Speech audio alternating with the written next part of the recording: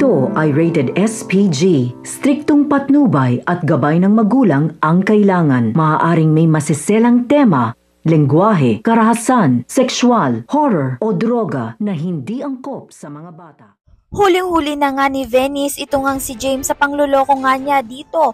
Makikita nga ni Venice ang tatlong babaeng kasama nga nito ni James, kaya naman nga galit na galit nga itong si Venice. Kaya naman nga sa galit nga nito ni Venice sa mga babae nga nito ni James ay kinaladkad nga niya ito palabas nga ng kwarto.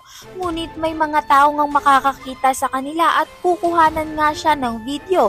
Dito nga'y viral nga ang video nito ni Venice, kaya naman nga mapapanood nga ng kapatid nga niya.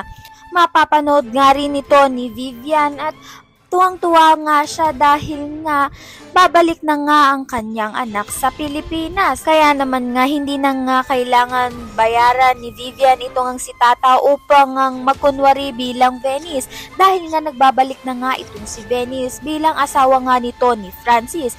Ngunit itong ngang si Tata at si Francis ay mukhang nagkakamabutihan na nga ng loob. Nagiging mas close na nga silang dalawa at nakakalimutan na nga ni Francis na hindi nga totoong Venice ang asawa niya kundi nga itong si Tata. Sa kabilang banda naman nga magtatagpo na nga ang dalawang magkamuka itong si Venice at si Tata.